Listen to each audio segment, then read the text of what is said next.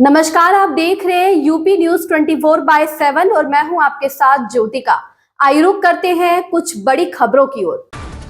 पहलगाम हमले के बाद ऑपरेशन सिंदूर से जवाब के बाद पाकिस्तान के सुर बदले नजर आ रहे हैं। पाकिस्तानी पीएम शहबाज शरीफ ने हाल ही में भारत के साथ शांति वार्ता की इच्छा जाहिर की है।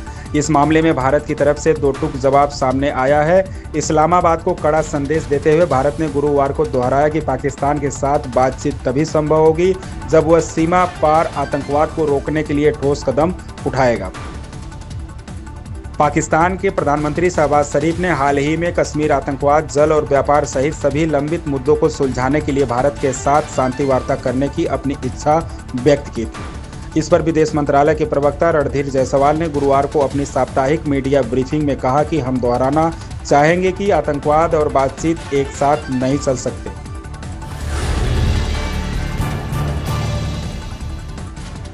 भारत का पहला स्वदेशी स्टील्थ फाइटर जेट का प्रोटोटाइप 2029 में उड़ान भरेगा। रक्षा अनुसंधान विकास संगठन डीआरडीओ के चीफ समीर वी कामत ने यह जानकारी दी है। वैसे इस advanced medium combat aircraft AMCA का विकास 2034 तक पूरा हो जाएगा। इसके बाद 2035 से इसका उत्पादन शुरू होने लगेगा।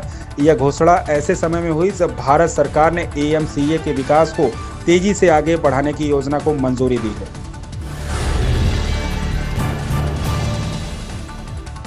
ऑपरेशन सिंदूर के बीजेपी द्वारा देश भर में घर घर सिंदूर पहुंचाने की अटकलों को लेकर जहां सियासी बवाल मचा हुआ है, तो वहीं दूसरी ओर बीजेपी के नेता और आईटी सेल के प्रमुख अमित मालवीय ने इसे फेक न्यूज करार दिया है।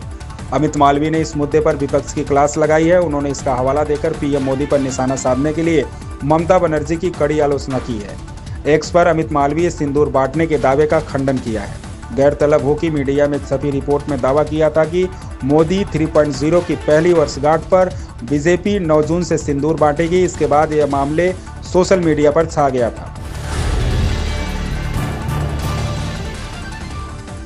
उत्तर प्रदेश की राजधानी लखनऊ में एक सनसनीखेज मामला सामने आया है। यहां आनंदी वाटर पार्क में एमडी राकेश कुमार अग्रवाल को बंधक बनाकर 27 लाख रुपए की मांग की गई है। पीड़ित ने इटावा निवासी विवेक भदौरिया और उनके साथियों पर जबरन घर में घुसकर धमकी देने और रंगदारी मांगने का आरोप लगाया है। फिलहाल पीड़ित राकेश अग्रवाल ने एक नामजद और 3 अज्ञात के खिलाफ ठाकुरगंज थाने में तहरीर दी है। पुलिस मामले की जांच में जुटी हुई है। वहीं इस मामले से जुड़ा एक सीसीटीवी फुटेज भी सामने आया है।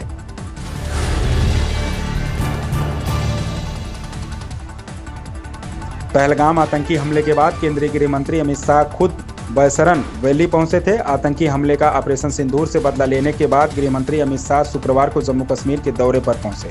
गृह मंत्री अमित शाह ने पूंछ जिले में सीमा पार गोलाबारी से प्रभावित गुरुद्वारा सिंह साहब का दौरा किया और मत्था टेका। केंद्रीय गृह मंत्री अमित शाह ने सीमा पार से गोलाबारी में प्रभावित लोगों से मुलाकात की और पीड़ित परिवारों को रोजगार नियुक्ति पत्र सौंपे।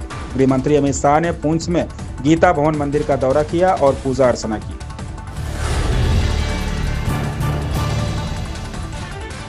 बिहार में 15 और 20 पर सियासत सवार है। सत्ता और विपक्ष में आर पार की वार है। बिहार के मुख्यमंत्री नीतीश कुमार ने पीएम नरेंद्र मोदी की जमकर तारीफ की। पीएम मोदी बिहार में कई योजनाओं का उद्घाटन और शिलान्यास किया। इन योजनाओं पर 48,500 करोड़ रुपए से ज्यादा की लागत आएगी। नीतीश कुमार ने कहा कि बिहार लगातार विकास कर रहा है।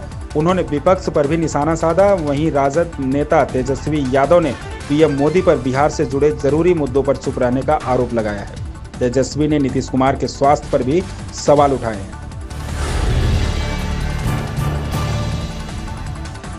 प्रधानमंत्री नरेंद्र मोदी ने आतंकवाद की तुलना सांप से करते हुए शुक्रवार को कहा कि अगर उसने दोबारा फोन उठाया तो उसे उसके बिल में बाहर खींचकर कुचल दिया जाएगा। मोदी ने बिहार के विक्रमगंज में एक रैली को संबोधित करते हुए कहा कि ऑपरेशन सिंदूर भारत के तरकस का मात्र एक तीर है। उन्होंने स्पष्ट किया कि आतंकवाद के खिलाफ लड़ाई न तो समाप्त हुई न ही रुकी है। ऑपरेशन सिंदूर के दौरान चीन की डिफेंस कंपनी एवीआईसी चेंगदू एयरक्राफ्ट के शेयरों में काफी तेजी आई थी। यह कंपनी J-10 फाइटर बनाती है जिसका यूज पाकिस्तान की एयरफोर्स करती है। पाकिस्तान ने इस फाइटर से भारत के कई फाइटरों को गिराने का दावा किया था।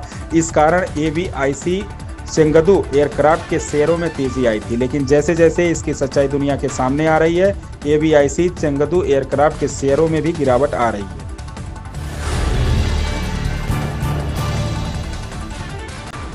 जम्मू कश्मीर के अखनूर सेक्टर में ऑपरेशन सिंदूर के दौरान बीएसएफ की महिला जवानों की बहादुरी की चर्चा खूब हो रही है। असिस्टेंट कमांडेंट नेहा भंडारी, जिन्होंने 3 साल पहले ही बीएसएफ ज्वाइन किया था, के नेतृत्व में महिला जवानों ने दुश्मन का जमकर मुकाबला किया। सेना में अभी तक महिलाओं को युद्ध में शामिल नहीं किया जाता है, लेकिन नेहा ने यह मौका लिया।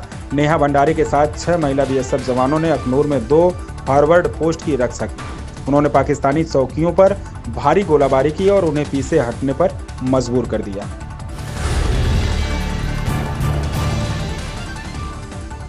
राजकुमार राव और वामिका गब्बी की फिल्म भूत चूक माफ ने रिलीज के पहले ही हफ्ते में 44.10 करोड़ रुपए की शानदार कमाई की है। बॉक्स ऑफिस पर यह कारोबार बहुत मायने रखती है। ऐसा इसलिए कि फिल्म का बजट 50 करोड़ रुपए है और 7 दिनों में ही इसने लागत का 88% वसूल लिया है। जाहिर तौर पर अपने दूसरे वीकेंड में न सिर्फ 50 करोड़ के पार होगी, बल्कि मुनाफा भी कमाने लगेगी। लेकिन करण शर्मा के डायरेक्शन में बनी इस फिल्म की यह सफलता कमाई से कहीं अधिक मायने रखती है। इन खबरों में बस इतना ही। बने रहिए यूपी न्यूज 24/7 के साथ। अगर आपको ये खबर पसंद आई हो तो हमारे चैनल को लाइक, सब्सक्राइब और शेयर करें और हमें अपनी राय कमेंट में जरूर बताएं।